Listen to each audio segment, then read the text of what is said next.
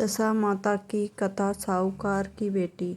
एक साहूकार था, उसके परिवार में 5 पुत्र, उसकी बहुएं तथा एक पुत्री थी। पुत्री का विवाह हो चुका था, परंतु उसका गौना नहीं हुआ था। इस कारण वह अपने माता पिता के घर ही रहती थी। एक दिन साहूकार की पत्नी दशा माता का डोरा ले रही थी। उसकी बहुओं ने भी डोरे लिए। बहुओं ने अपनी सास से पूछा कि क्या ननंद जी के लिए भी डोरा लेना है। सास ने कहा हाँ।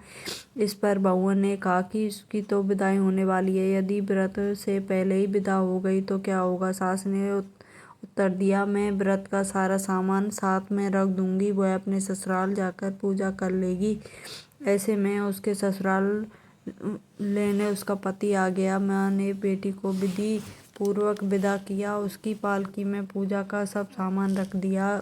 जब लड़की अपने ससुराल पहुंची तो उसे घर के आंगन में गलीचे बिछाकर बैठा दिया। आस पड़ोस की महिलाएं नई बहू को देखने लगीं। उसकी सुंदरता और गहने कपड़ों को तारीफ करने लगीं। किसी की निगाह उसके गले में बंधे डोरे पर पड़ गई। वह बोली, बहू की माँ बड़ी टोटके वाली है। सबकी निगाह उसकी बात सुनकर उसके गले पर पड़ी, डोरे पर पड़ी। सभी स्त्रियां डोरे के बारे में अपनी अपनी राय प्रकट करने लगी। शाम को सास, ननद, देवरानी, जेठानी घर पर सभी स्त्रियां उसी डोरे की चर्चा करने लगी। सब डोरे की निंदा कर रही। सुबह से शाम तक डोरे के बारे में सुनते सुनते बहू का दिमाग खराब हो गया। उसने डोरे को गले से उतारकर जलती हुई आग में डाल दिया। डोरे के जलते ही सारे घर में आग लग गई। घर में रखा धन जल गया। सब आदमी अपने प्राण बचाकर घर से बाहर भागे। अब घर में केवल नई बहू, उसका पति रह गया। बाकी सब भाग गए। घर का सारा सामान जल गया। घर में अब न खाने के लिए अन्न था, न पहनने के लिए वस्त्र बचे थे। इसलिए दोनों पति पत्नी गांव छोड़कर रोजगार खोजने चल दिए। चलते चलते वो एक गांव में पहुंच गए जहां की वह लड़की थी। लड़की ने अपने पति से कहा, तुम यहाँ भाड़ झोंको और मैं किसी काम ढूंढती हूँ। पत्नी का कहना मानकर भाड़ झोंकने लगा और वह स्वयं एक कुएं में जाकर बैठ गई। उस कुएं पर सारे गांव की स्त्रियां पानी भरने आया करती थीं। उस लड़की की भाभी ने उस कुएं पर पानी भरने आई, परंतु उन्होंने अपनी नंद को नहीं पहचाना। वो उससे बोली, तुम तो किसी भोले घर की लड़की मालूम होती हो, कुछ काम करना चाहती हो तो बोलो। लड़की बोली, काम तो करूँगी, परंतु कोई नीच काम नहीं करूँगी। बड़ी भाभी बोली, हमारी ननद ससुराल चली गई है, तुम हमारे बच्चों की देखभाल करती रहना, हमारे घर से सीधा लेकर अपने भोजन बना दिया करना। लड़की इस काम करने के लिए राजी हो गई। लड़की की भाभी अपने घर आई और सास से बोली, कुएं पर एक अनाथ लड़की बैठी है, उसे घर रहने, बच्चों देखभाल करने के लिए राजी है, आप कहो तो उसे रख लें। सास ने कहा, खुशी से रख लो, परंतु मैं कलह मत करना। सब बहुएं राजी हो गईं। वे आपस में कुएं पर आईं और उसे घर ले आईं। वह अपने भतीजे भतीजियों को देखभाल करने लगी, अपना जीवन निर्वाह करने लगी। एक दिन दशा माता का डोरा लेने का अवसर आया। सास ने कहने पर सब बहुओं से डोरा लिया। बहुओं ने सास से पूछा कि क्या इस लड़की के लिए भी डोरा लेना है। सास ने कहा हाँ। बहुओं ने कहा, इसी प्रकार अपनी ननद जी के लिए भी डोरा ले लिया था, परंतु पूजा से पहले ही उसकी विदाई कर दी गई। इस पर लड़की का डोरा दिलाना चाहती हो, यदि पूजा करने से पहले चली गई तो क्या होगा। सास बोली, तुम्हारी ननद ने अपने घर जाकर पूजा की होगी, यह लड़की पूजा होने तक उसी घर में रहेगी, अपनी आप पूजा में शामिल हो जाएगी। यदि कहीं चली गई तो वह पर भी पूजा कर लेगी। सर्वसम्मति से लड़की ने दशा माता का डोरा लिया। 9 दिन तक वह दशा माता की कहानी या पूजन करने में शामिल होती रही। 10वें दिन लड़की की माता और बहुओं ने सिर से स्नान किया, घर में चौका लगाया, पूजन की तैयारी करने लगी। लड़की बहुओं से बोली, यदि कोई पुराना कपड़ा मिल जाए तो मैं स्नान कर लूँ। बहुओं ने अपनी सास से पूछा। अपनी ननद की साड़ी उसने लड़की को दे दी। अपनी पुरानी साड़ी लेकर वह स्नान करने लगी। उसने सिर में स्नान करके साड़ी पहनी और घर में आ गई।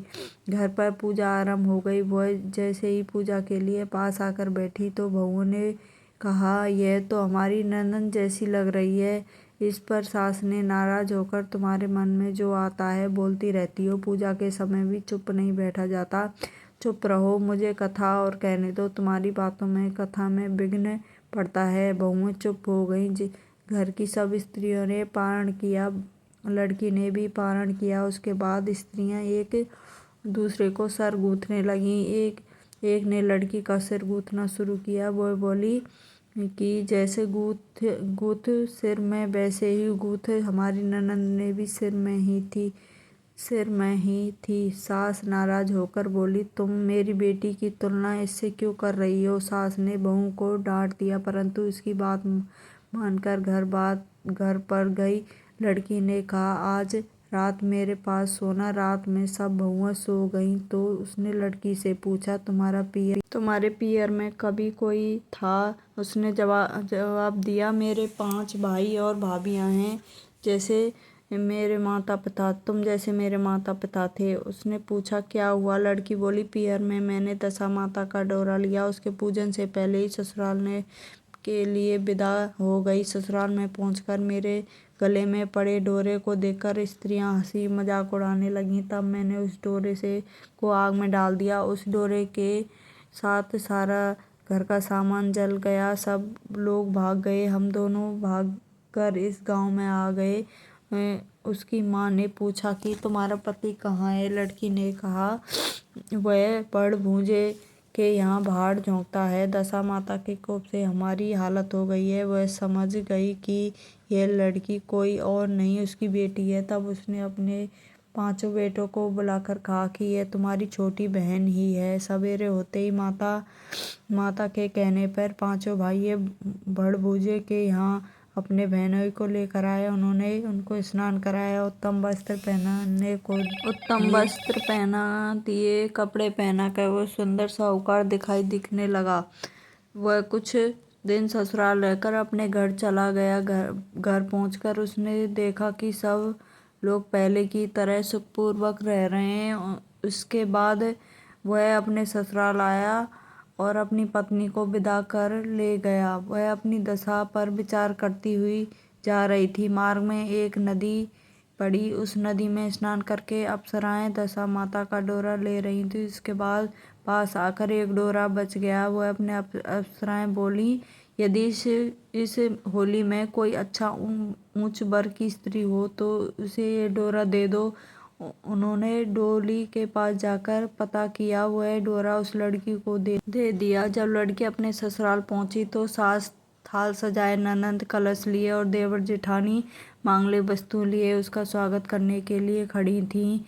ने दस्तूर हो जाने के बाद लड़की को आसन पर बैठाया गया। आसन पर बैठने के बाद लड़की ने कहा, आप लोगों ने पहली बार दशा माता के डोरे के लिए अपशब्द कहे थे। इसका फल ये हुआ कि घर के सब लोग बिछड़ गए तथा घर का धन धान जलकर विवाह स्वाहा हो गया। बड़ी मुसीबत उठाने के बाद अब अच्छे दिन आए हैं। आप में से कोई भी अब मेरे दशा माता के डोरे को निंदा करने की भूल ना करें। जब मेरा व्रत हो आप श्रद्धा पूर्वक पूजा करें। सबने खुशी खुशी उनकी बात मान ली। 9वें दिन तक व्रत चलता रहा। 10वें दिन विधि पूर्वक डोरे की पूजा की गई। 7 सुहागनों को न्योता दिया गया। उसका श्रृंगार करके आंचल भरा गया। इस प्रकार दशा माता को पूजन समाप्त हुआ। जिस प्रकार दशा माता ने उस लड़की के दिन फेरे, वैसे ही वह सब पर दया करें। जय हो दशा माता, सब पर कृपा बरसाए रखना। जैसा